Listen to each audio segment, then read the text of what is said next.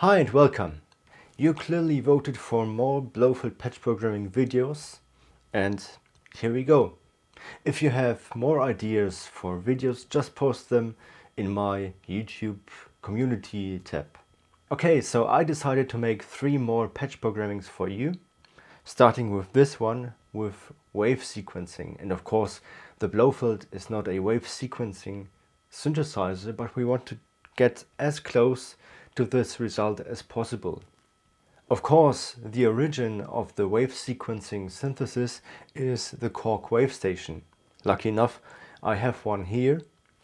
By the way, this machine is older than I am, but it's still a very beautiful synthesizer. Let me show you some of the wave sequencing sounds.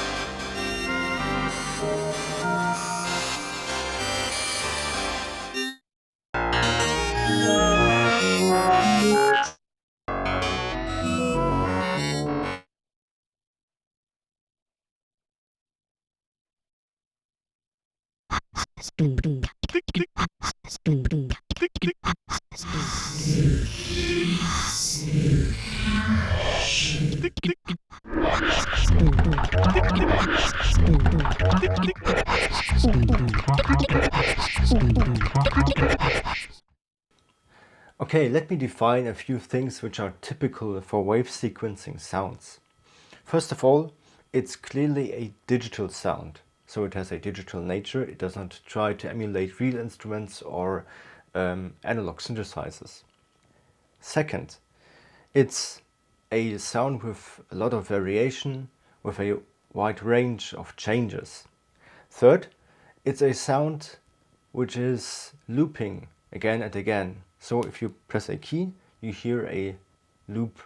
Fourth, the loop always starts at the same position. And fifth, if you play multiple keys and multiple voices, they have their own loops, so they're not automatically synchronized to each other. If you play them at once, they're in sync. If you play them with a delay, they're not synchronized at all.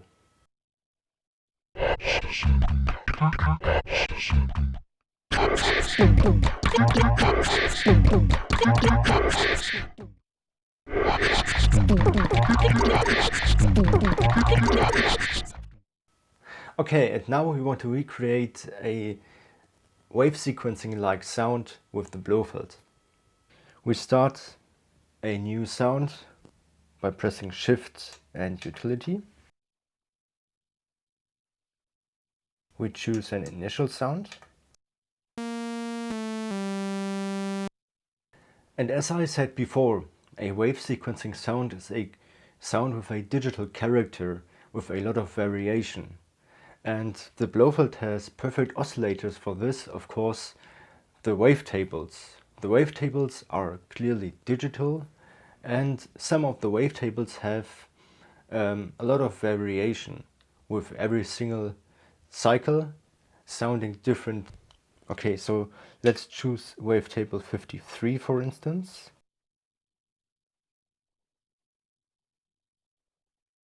The wave trip wavetables have many different cycles in them, and let's change the octave to 4, feed and the balance to the middle position, so that this oscillator will be routed to filter 1 and filter 2 equally. And now we change the pulse width parameter. As you know, the pulse width parameter is, if you have a wavetable oscillator, it's the position of the cycle pointer within your wavetable. A wavetable does have multiple cycles, and you scroll through the cycles, and the pulse width is the current position. And we change the pulse width to 64 so that the pointer is right in the middle. We need this because we want to modulate this pointer with a bipolar modulation source with a LFO, and we need space to scroll up and down within the wavetable. So the pulse width modulation amount will be the maximum, 63, and the pulse width modulation source will be modifier 1.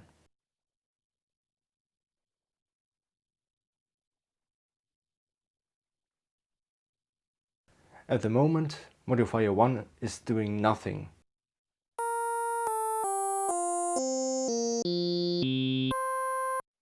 So you hear no change. But later we are going to use modifier 1 to create the wave sequencing character. And now we are doing a similar thing with Oscillator 2. Here we can choose the wavetable 55, which is also a wave trip wavetable.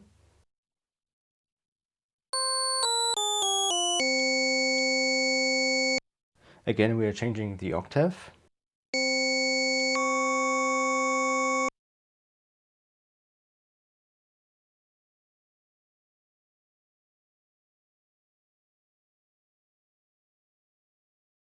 Putting the output of Oscillator 2 also to both filters equally, and changing the pulse width position, again for later modulation.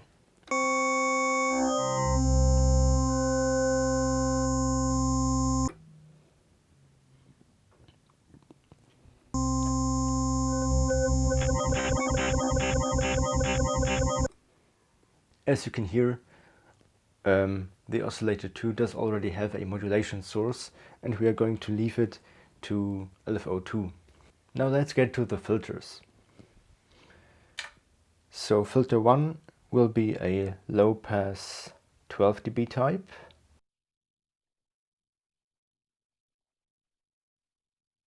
We are going to change the cutoff to 100 and let's say 7, and the panning to slightly left or right.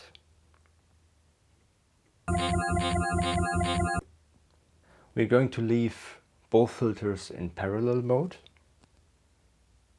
as you can see it here. And the second filter will be also a low pass 12 dB type with a cutoff of 111 and a bit of resonance.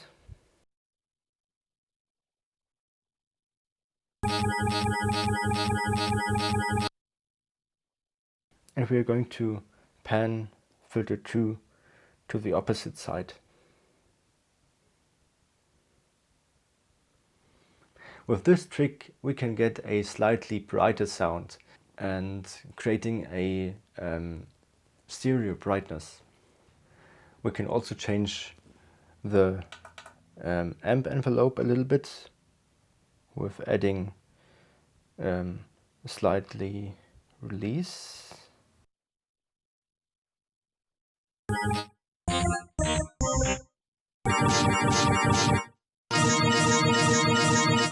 As you can hear, we are already quite near to the final result, but let's have a look on the LFOs. LFO 1 will be used as the vibrato for the pitch. We can also add this modulation already to the modulation matrix.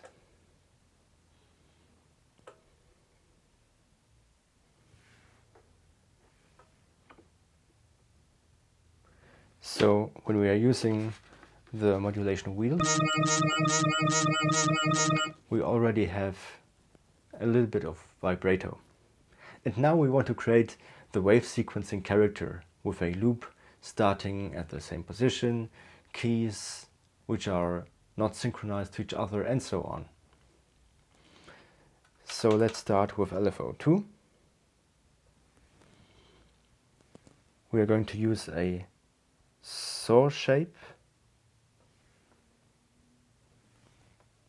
We're going to use a clocked LFO with without synchronization, and the start phase will be at 0.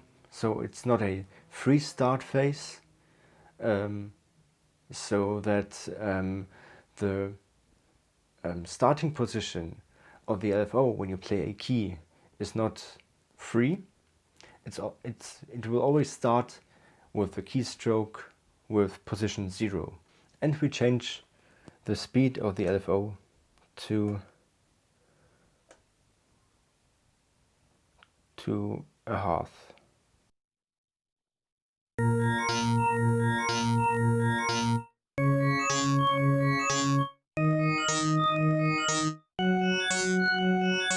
As you can hear, when I play one key, the LFO starts at the same position and it's a loop. And let's go on with LFO3, which has similar settings. We're also using a saw shape. The LFO will be also clocked, starting at the 0 position with the speed of 1 bar.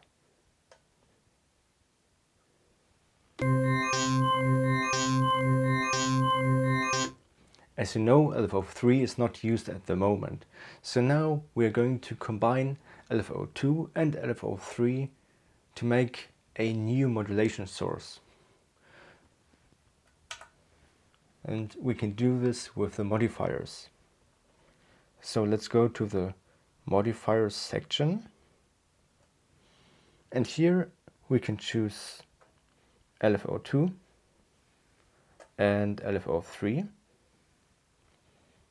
and we can combine them with the plus operator. So we are adding the signal of LFO2 to the signal of LFO3. Both are clocked, both starting with the same position. So the combination of both signals will be also a loop starting at the same position.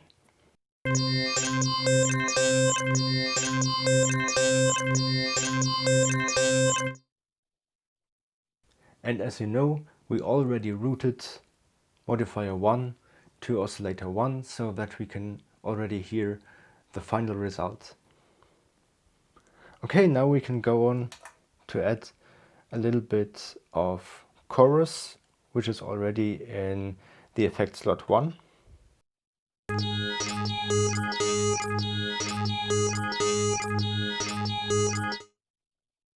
And that's our result.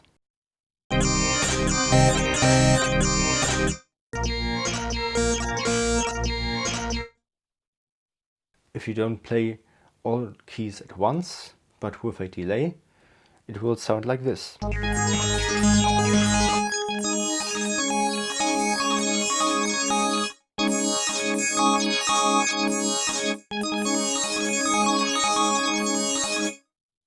So we have the same effect as with the original Wavestation. I hope you enjoyed this video. If you like this video, leave a thumbs up and make a comment. If you want to get the next patch programmings, then don't forget to subscribe. By the way, I'm using a patch sheet like this, which I created for the Blofeld. It already has all the initial parameters in here, so that I'm just noting the changes compared to the initial status of a patch. If you want to get this patch as a PDF, You can download it from my website. I'm going to put the link down in the video description. And thanks for watching and have a nice day.